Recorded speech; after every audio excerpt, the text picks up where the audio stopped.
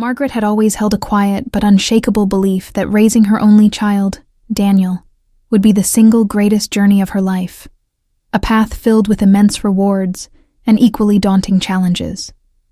From the very first moment she held him as a newborn, tiny fingers curled around hers, she poured every ounce of love, patience, and determination she possessed into shaping his world.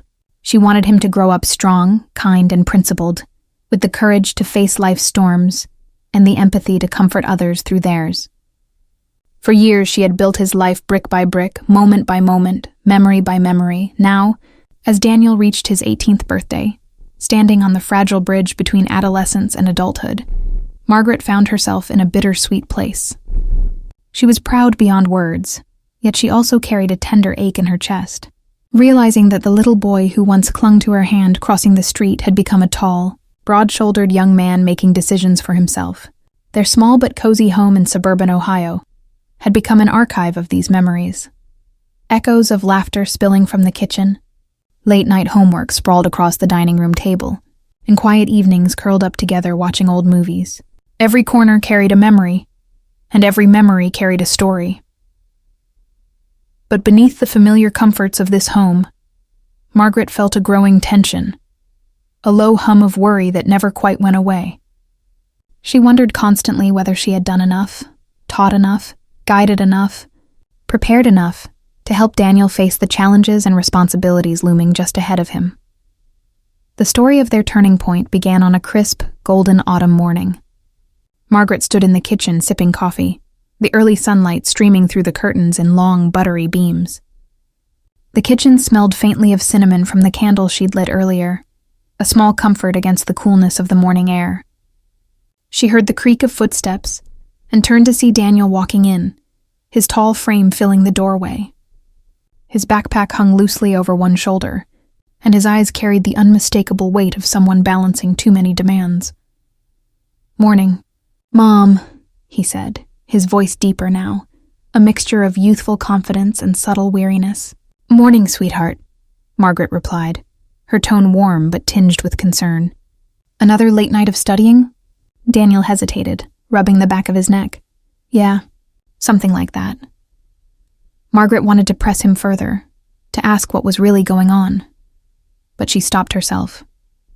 18-year-olds needed space, she reminded herself, and pushing too hard could drive him further away. Still, something about his expression, caught somewhere between exhaustion and resignation, lodged itself in her heart like a small splinter. That evening, after dinner, Margaret decided she couldn't ignore it anymore. She walked down the hallway, knocked softly on his bedroom door, and let herself in. The sight that greeted her was both familiar and heartbreaking. Papers scattered across the desk, open notebooks filled with hurried handwriting, and his laptop glowing faintly in the dim light. Daniel sat on the edge of his bed, staring off into nothing, shoulders slumped under an invisible weight. "What's wrong, honey?" she asked gently, sitting down beside him. He let out a long sigh. "It's just everything. College applications, my part-time job, keeping up with grades. Sometimes it feels like there's a mountain sitting on my chest. I can't breathe." Margaret's heart ached. She reached over and clasped his hand, giving it a reassuring squeeze. "Daniel," she said softly but firmly, "you don't have to carry all of this alone. I'm here, always." That small but powerful moment became a turning point for her. Margaret realized that she had been so focused on the logistics of providing, paying the bills, making meals, checking off responsibilities, that she had stopped being fully present with her son during this crucial transition.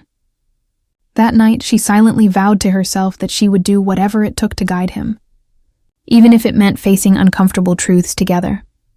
Over the next several weeks, Margaret began noticing more signs of Daniel's struggle. He stayed up well past midnight, skipped meals, and withdrew from the friends and activities he had once loved. The boy who used to shoot hoops in the driveway for hours seemed now to be living inside his own head, trapped and restless. One Sunday afternoon, Margaret decided it was time for a real talk. She invited him to go for a drive, something they hadn't done in years. The car wound through back roads lined with maple trees, their leaves glowing in shades of copper and crimson, drifting down like confetti around them. Daniel, she began gently, keeping her eyes on the road. I know things feel heavy right now, but I want you to know something. It's okay not to have everything figured out. You're just 18. Life isn't a race. For a moment he said nothing. Then, almost in a whisper, he replied, Sometimes I feel like I'm failing before I've even started. Margaret pulled over at a scenic overlook where the valley stretched out below them, bathed in the soft gold of late afternoon. She turned toward him, her eyes bright with conviction. Listen to me, she said. You are not failing. You're learning. You're growing. You're becoming. Every mistake, every doubt, every tear, it's all part of the journey. And no matter what happens, I'm here. Always. Daniel finally met her gaze, his eyes glassy. Do you really mean that? With every beat of my heart, she answered, her voice unwavering. In that moment, she could almost see the weight lift from his shoulders, if only slightly. He leaned into her embrace, no longer pretending to be stronger than he felt. From that day forward, things slowly began to shift. Margaret and Daniel started setting aside time each week to talk. Not about chores or deadlines, but about life, fears, and dreams. They took long walks in the park, cooked dinner together, and even dusted off the old basketball hoop for evening games. These small acts became the scaffolding of a new kind of relationship, one built on honesty, presence, and mutual respect. Yet, even as their bond deepened, Margaret found herself wrestling with private guilt. Since Daniel's father had left years ago, she had leaned on Daniel emotionally more than she ever intended, blurring the lines between mother and confidant. She often wondered if she had asked too much of him. But she reminded herself that what mattered most wasn't perfection. It was love, honesty, and respect. One evening, as she stood stirring a pot of pasta in the kitchen, Daniel walked in hesitantly. Mom, he said, his voice low but steady. I need to tell you something. I don't think I want to go to college right away. Margaret froze for a fraction of a second. She had always pictured college as his next step, the natural progression after high school. But when she looked up at him, at the earnestness in his face, at the vulnerability in his eyes, she made a conscious choice to lead with understanding instead of fear. Then don't, she said finally.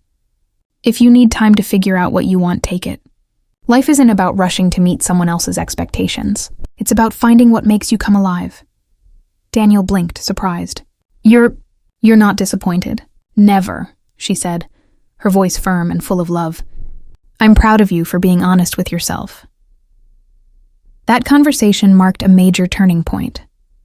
Daniel decided to take a gap year, working part-time while exploring his interests. Margaret supported him wholeheartedly, even when neighbors whispered their judgments or relatives raised their eyebrows. She stood firmly by his side, proving that real love meant acceptance, not control. The months that followed were transformative. Daniel discovered a passion for photography, spending hours capturing landscapes, city streets, and candid portraits of everyday life. Margaret nurtured his creativity, surprising him with a secondhand camera she had secretly saved for. When Daniel showed her his first collection of photos, her eyes filled with tears. These are breathtaking, Daniel, she whispered. You have a gift. He smiled shyly. Thanks, Mom. I couldn't have done this without you. By the time spring rolled around, Daniel had blossomed into a confident, self-directed young man. He was no longer weighed down by other people's expectations, but energized by his own discoveries. Margaret, too, had transformed. She came to understand that supporting her son was never a burden, but a privilege, an act of unconditional love that gave them both room to grow. One quiet evening, as they sat on the porch watching the sunset streak the sky in pink and gold, Daniel turned to her. Mom, he said softly, you've been my anchor through everything. I don't know where I'd be without you. Margaret smiled, her eyes misty. And I don't know where I'd be without you. You've taught me as much as I've taught you. Together they understood something deeper than either had before. That family isn't about perfection, nor is it about following a predetermined path. It's about resilience, forgiveness, patience, and standing by one another when life gets messy. It's about the small, consistent acts of love that stitch people together, even in their darkest hours.